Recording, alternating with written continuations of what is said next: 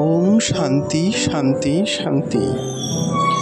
মানুষের হৃদয় যেহেতু অঙ্গুষ্ঠ পরিমাণ, সেহেতু মানুষের হৃদয়ে তিনি অঙ্গুষ্ঠ পরিমাণে সর্বদা বিরাজমান। মানুষকেই পরমাত্ম লাভের উপযুক্ত অধিকারী বিবেচনা করা হয়। অতএব মানুষের হৃদয়ই পরব্রহ্ম পরমেশ্বরকে উপলব্ধির প্রকৃষ্ট স্থান। এই জন্য এখানে মানুষের হৃদয়ের পরিমাণ অনুসারে পরমেশ্বরকে অঙ্গুষ্ঠ পরিমিত বলা হয়েছে। এভাবে আপন হৃদয়ে পরমেশ্বরকে উপলব্ধিকারী ব্যক্তি স্বাভাবিকভাবেই জানেন যে অনুরূপভাবে পরমেশ্বর সকলেরই হৃদয়ে বাস করেন। অতএব তিনি কারো নিন্দা করেন না, কাউকে ঘৃণা বা হিংসাও করেন না। মানুষের হৃদয় গুহায় অবস্থিত এই অঙ্গুষ্ঠ প্রমাণ পুরুষ ভূত, ভবিষ্যৎ আর বর্তমানের নিয়ন্ত্রণকর্তা, এক স্বতন্ত্র পুরুষ। তিনি জ্যোতির্ময়, সূর্য বা অগ্নির মতো উত্তপ্ত নন, কিন্তু দিব্য, নির্মল আর শান্ত, সুশীতল প্রকাশ স্বরূপ। লৌকিক আলোর মধ্যে ধোঁয়ার সম্ভাবনা থাকে, কিন্তু তাঁর জ্যোতিতে সে সম্ভাবনা নেই। সেই জ্যোতি সর্বদাই বিশুদ্ধ, নির্মল আর জ্ঞান স্বরূপ। অন্যান্য জ্যোতি যেমন কম বেশি হয়, এই জ্যোতির সেই সম্ভাবনা নেই। এই জ্যোতি যেমন আজ আছে, তেমনি আগামীকালও থাকবে। এই পরমাত্মার এক রূপতা সর্বদাই অক্ষুণ্ণ, এর ক্ষয় বা বৃদ্ধি নেই, আর এ কখনো নিভেও যায় না। হে নচিকেতা, এই পরিবর্তনশূন্য অবিনাশী জ্যোতি সেই ব্রহ্ম, যার কথা তুমি জানতে চেয়েছ। বর্ষার জল সেই একই, কিন্তু যখন উঁচু ঢালু পর্বতের ওপর বৃষ্টিপাত হয়, তখন জল সেখানে জমে না থেকে তীব্র বেগে পাহাড়ের নিচের দিকে গড়াতে থাকে, আর গড়াতে গড়াতে বিভিন্ন মাটির রং গন্ধ গ্রহণ করে পর্বতের চারদিকে বয়ে যায়। সেরূপ একই পরমাত্মা থেকে উদ্ভূত বিভিন্ন স্বভাব বিশিষ্ট দেবতা, অসুর, গন্ধর্বাদিকে যেসব ব্যক্তি পরমাত্মা থেকে আলাদা মনে করে, তাদের পূজা উপাসনা আদি করে, তাদেরও ওই ছড়ানো গড়ানো জলের মতোই বিভিন্ন দেব, অসুর ইত্যাদি নানা লোকে বিভিন্ন প্রজাতিতে গমনাগমন করতে হয়। তাদের আর ব্রহ্ম প্রাপ্তির কোনো সম্ভাবনা থাকে না। কিন্তু বর্ষার ওই নির্মল জল যদি নির্মল জলেই বর্ষিত হয়, তাহলে তা সেই মুহূর্তে নির্মল জলই হয়ে থাকে। তাতে কোনো বিকার হবে না, বা সেটি নানা দিকে ছড়িয়েও অশুদ্ধ হবে না।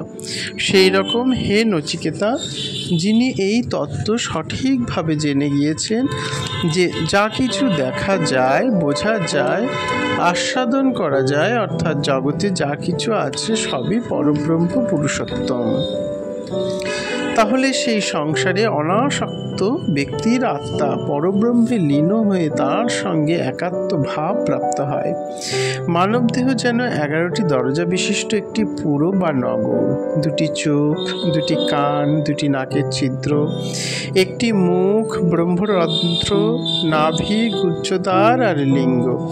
সর্বব্যাপী, অবিনাশী, জন্মরহিত, নিত্য নির্বিকার এক রস বিশুদ্ধ জ্ঞান স্বরূপ পরমেশ্বরের এটি আবাসস্থল।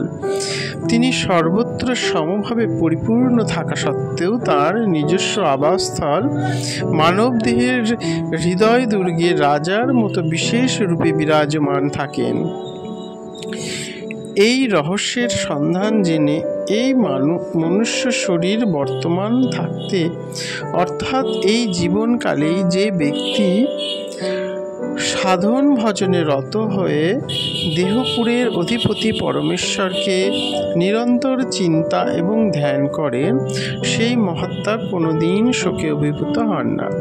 তিনি শোকের কারণ রূপ সংসার বন্ধন থেকে মুক্ত হয়ে জীবন মুক্ত হন, আর দেহত্যাগের পর বিদেহ মুক্ত হয়ে পরমাত্মার সাক্ষাৎ লাভ করে জন্ম মৃত্যুর চক্র থেকে সম্পূর্ণরূপে মুক্ত হন।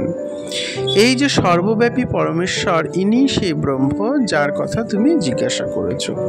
সর্বতোভাবে প্রাকৃতিক গুণের অতীত দিব্য বিশুদ্ধ পরম ধামে স্বয়ং প্রকাশ যে পুরুষোত্তম সর্বদা বিরাজিত, তিনি অন্তরিক্ষে বিচরণকারী বসু নামক দেবতা।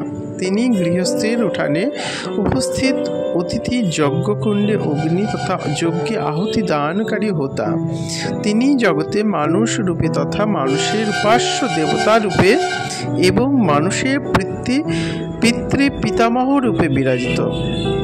তিনি সেই পুরুষোত্তমী আকাশে এবং সত্যে প্রতিষ্ঠিত। আবার তিনি জলে মৎস্য, শঙ্খ, শুক্তি আদি বিভিন্ন জলজ প্রাণী রূপে, স্থলে বৃক্ষ, অঙ্কুর, অন্ন, ঔষধি ইত্যাদি রূপে, যজ্ঞাদি নানা সৎকর্মের প্রার্থিত ফলরূপে এবং পর্বতে জাত বিভিন্ন নদ নদীরূপে নিত্য বিরাজমান। সকল দিক দিয়েই তিনি সর্বশ্রেষ্ঠ, মহান এবং পরম সত্য তত্ত্ব।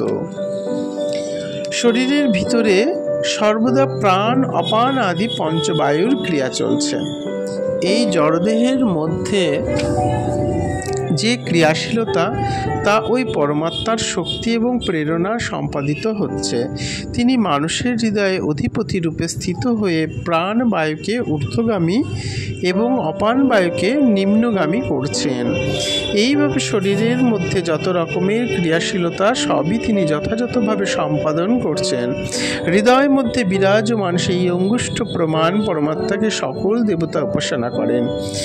শরীরস্থিত প্রাণ, মন, বুদ্ধি, ইন্দ্রিয়াদি অধিষ্ঠাত্রী দেবতাগণ এই পরমেশ্বরের প্রসন্নতার জন্য তাঁরই প্রেরণা অনুসারে অহরহ সতর্কতার সঙ্গে সমস্ত কার্য যথাবিধি সম্পাদন করে চলেছেন।